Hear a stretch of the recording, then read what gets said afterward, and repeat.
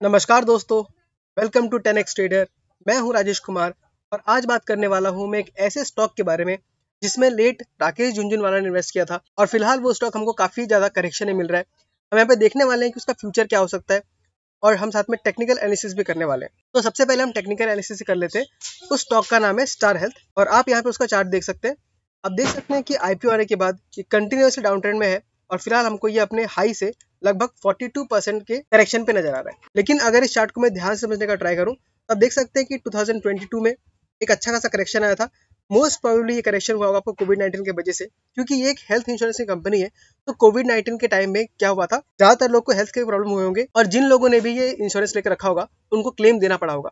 तो इंश्योरेंस का सबसे खर्च होता है, जो मेरा एक्सपेंस होता है वो क्या होता है, क्लेम देना।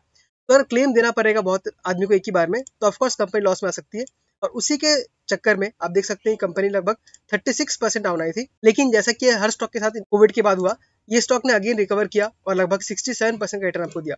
लेकिन फिर भी स्टॉक फुली रिकवर नहीं कर पाई और यहाँ पे कहीं ना कहीं हमको एक कंसोलिडेशन नजर आ रहा है। और अगर हम ध्यान से देखें तो कहीं ना कहीं हमको एक बेस बनता हुआ नजर आ रहा है। आप देख सकते हैं ये जो रेंज है एक बेस की तरह काम करेगा। आप देख सकते हैं ये जो रेंज में स्टॉक फंस चुका है, ये इसका एक सपोर्ट जोन बन चुका है। यहाँ पे आगे कहीं ना कहीं हमको बॉटम बनता हुआ नजर आ रहा है। और जब जब स्टॉक इस प्राइस के आसपास आता है, यानी कि आप देख सकते हैं 535 550 मान लीजिए, तब तब वहां से हमको रिवर्सल मिलता है या स्टॉक वहीं पे घूम रहा है। तो टेक्निकली चार्ट मुझे काफी अच्छा लग रहा है। अच्छा लग रहा है इन द सेंस इसका बॉटम बन चुका है। अब हमें बस वेट करना है कि कभी वापस से हमको रिकवरी देगा। लेकिन हम मान के चलते हैं कि वापस से अगर ये अपने प्रीवियस हाई को भी टच कर लेता है तो भी हमें लगभग 53% का रिटर्न मिल सकता है, जो कि बहुत ही अच्छा खासा रिटर्न होगा। तो इस जगह पे हमको धीरे धीरे करके एक्यूमुलेट तो करते रहना चाहिए। अब मैं बात करता हूँ इसके फंडामेंटल्स के बारे में। तो हम पहले ऊपर से एक बार नंबर देख लेते हैं। प्राइस टू बुक अगर देखूँ तो 6 टाइम्स का है, जबकि पूरे सेक्टर का लगभग 3 टाइम्स का है। तो प्राइस टू बुक के बेसिस से हमको थोड़ा महंगा लग रहा है। लेकिन जब आप बाकी कंपनी से कंपेयर करेंगे तो बाकी कंपनीज का भी लगभग 7 के आसपास ही चल रहा है। एचडीएफसी लाइफ हो गया, अगर आप उन सबको कंपेयर करेंगे तो उनका प्राइस टू बुक भी लगभग 6-7 के आसपास ही चल रहा है। तो अगर हम कंपनी को बाकी कंपनी से कंपेयर करके देखें तो प्राइस टू बुक हमको फेयरली वैल्यूड मिल रहा है। वहीं पे अगर हम प्राइस टू अर्निंग देखें, कंपनी का चल रहा है लगभग 40 के आसपास और सेक्टर का 18 है, तो प्राइस टू अर्निंग भी हमको काफी हाई लग रहा है। लेकिन अगर मैं दूसरे कंपनी से कंपेयर करूं, यानी एचडीएफसी लाइफ से, आईसीआईसीआई लॉम्बार्ड से कंपेयर करूं, तो वहां पे भी लगभग ये फेयरली वैल्यूड नजर आ रहा है, लगभग 40-35 के आसपास ही चल रहा है। तो कंपनी का वैल्यूएशन ऑफकोर्स सस्ता तो नहीं है, फेयरली वैल्यूड है। और शायद ये भी एक रीजन हो सकता है कि आईपीओ आने के बाद स्टॉक ने काफी अच्छा खासा करेक्शन दिया। क्योंकि देखिए अगर अभी इसका प्राइस टू अर्निंग 40 है तो जब ये स्टॉक 900 पे चल रहा होगा उस टाइम पे इसका प्राइस टू अर्निंग लगभग 80 के आसपास होगा मोटा मोटा। तो 80 का प्राइस टू अर्निंग बहुत ही हाई था। तो मोस्ट प्रोबेबली मुझे लगता है कि एक वैल्यूएशन हाई होने की वजह से एक अच्छा खासा करेक्शन हमको देखने के लिए मिला हुआ है। अब हम बाकी चीज देखने का ट्राई करते हैं। हम पहले यहाँ पे शेयर होल्डिंग पैटर्न में आके देखते हैं। अब देख सकते हैं प्रमोटर्स के पास लगभग 57.92% है, ठीक ठाक ही स्टेक है। म्यूचुअल फंड्स ने इस बार बहुत अच्छा खासा इंक्रीज किया है, 3% से 8% पे आया है, यानी 5% म्यूचुअल फंड ने खरीदा है।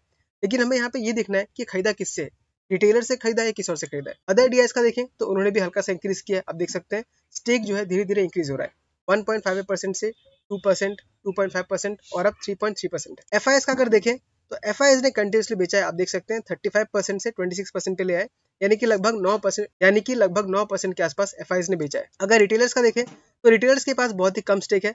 एक टाइम पे उनके पास 5% हुआ करता था, लेकिन घट के वो 4.3% पे आ चुका है। तो शेयर होल्डिंग पैटर्न अगर देखें तो जो मेजोरिटी जो शेयर है वो अभी भी बड़े इन्वेस्टर्स के पास ही है, रिटेलर्स के पास बहुत ही कम शेयर है। और आप देख सकते हैं कि कंटिन्यूसली रिटेलर्स लोग इसको बेच रहे हैं।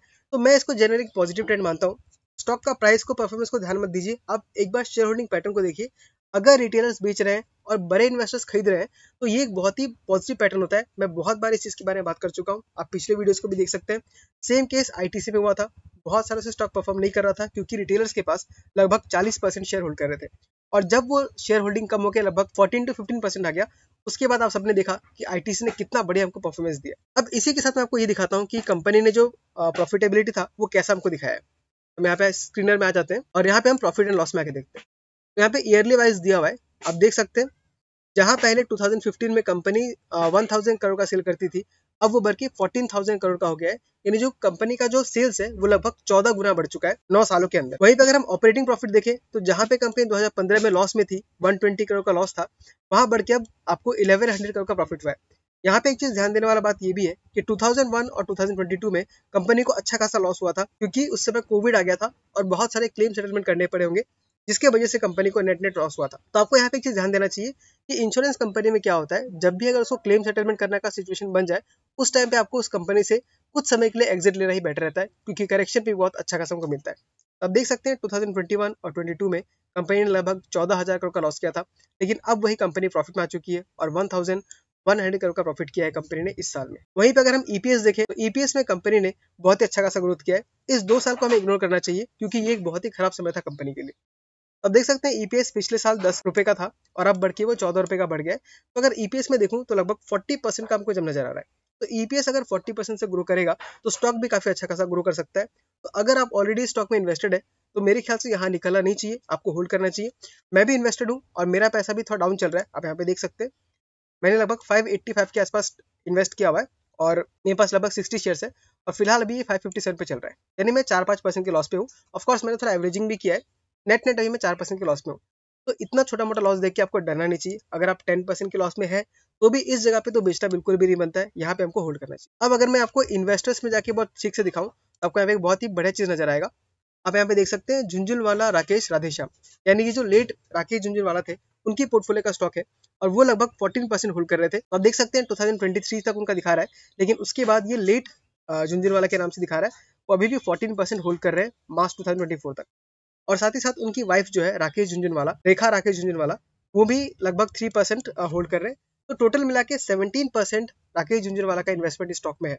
अब वो कब से हमको ये तो नहीं पता, लेकिन अगर इतना बड़ा स्टेक होल्ड कर रहे हैं तो उससे एक कॉन्फिडेंस हमें भी मिलता है। अब यहाँ पे आकर अगर मैं कंपनी का डेट और कैश देखना चाहूँ तो कंपनी के पास लगभग 470 करोड़ का डेट है, लेकिन वहीं पे कंपनी के पास 309 करोड़ का कैश भी है। तो नेट नेट अगर हम देखें तो कंपनी के पास सिर्फ 100 लगभग 60 के आसपास 160 करोड़ का डेट है।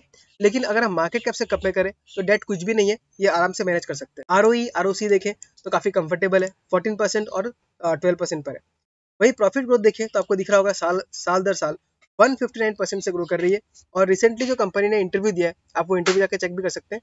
कंपनी काफी जो मैनेजमेंट है काफी पॉजिटिव नजर आ रही है और वो बोल रहे हैं कि अभी वो अलग अलग प्लान लॉन्च करने वाले हैं जिसमें कि वो ग्रुप इंश्योरेंस भी करेंगे। तो इस चीज से उनका काफी ग्रोथ अच्छा खासा आ सकता है और उसी ग्रोथ की वजह से स्टॉक प्राइस में भी हमको असर दिखाई देगा और अच्छा खासा बढ़ना चाहिए। तो अगर हम बहुत कंजर्वेटिव होकर मानते हैं, अगर ये अपना मान लीजिए इस हाई को भी टच कर लेता है तो भी हमको लगभग 30-40% का रिटर्न मिल सकता है। तो यहाँ पे आराम से होल्ड करना चाहिए। अगर आप ऑलरेडी इन्वेस्टेड है तो आपको बेचना नहीं है। अगर आप खरीदने का सोच रहे हैं तो अपना एनालिसिस करके अपना रिस्क मैनेजमेंट समझ के आप यहाँ पे एक हल्का सा पोजीशन ले सकते हैं।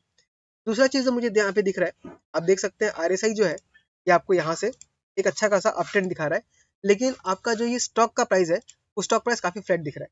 तो दोस्तों इसको हम बोलते हैं आरएसआई डाइवर्जेंस, यानी स्टॉक में तो कुछ नजर नहीं आ रहा है, लेकिन आरएसआई हमें दिखा रहा है कि इस कंपनी में स्ट्रेंथ बढ़ते जा रहा है। तो जब भी ऐसा होता है तो स्टॉक अचानक से अच्छा खासा बूम कर सकता है। तो ये कब करेगा हमको ये तो नहीं पता, लेकिन जब भी करेगा हमें अच्छा खासा प्रॉफिट हो सकता है। तो दोस्तों इस वीडियो में मैंने बात किया 4 हेल्थ इंश्योरेंस के बारे में, आप जाके चेकआउट कर सकते हैं। अगर आपको सब कुछ ठीक लगता है तो ही आपको इन्वेस्ट करना है। और अगर आपको ये वीडियो अच्छा लगा तो इसको लाइक कर दीजिएगा और हो सके तो चैनल को सब्सक्राइब भी कर दीजिएगा, क्योंकि ऐसे वीडियोस मैं टाइम लेके आते रहता हूँ। हम लोग ऑलरेडी 928 मेंबर्स की फैमिली बन चुके हैं, जल्दी से 1000 का फैमिली बनते हैं, क्योंकि फ्यूचर में मैं और भी ऐसे बहुत सारे सेफ स्टॉक्स लेके आने वाला हूँ जिसमें हम ट्रेड करके या इन्वेस्ट करके अच्छा खासा पैसा कमा सकते हैं। और अगर आप मुझसे पर्सनली कनेक्ट होना चाहते हैं तो आप टेलीग्राम चैनल को ज्वाइन कर सकते हैं, जहाँ पे मैं जब भी इन्वेस्ट करता हूँ, जब भी कुछ ट्रेड लेता हूँ या कुछ भी मैं चार्ट एनालिसिस करता हूँ तो वहाँ पे शेयर कर देता हूँ, जो कि बिल्कुल ही फ्री ऑफ कॉस्ट है। तो आप वहाँ भी आके ज्वाइन कर सकते हैं, लिंक डिस्क्रिप्शन में दिया हुआ है।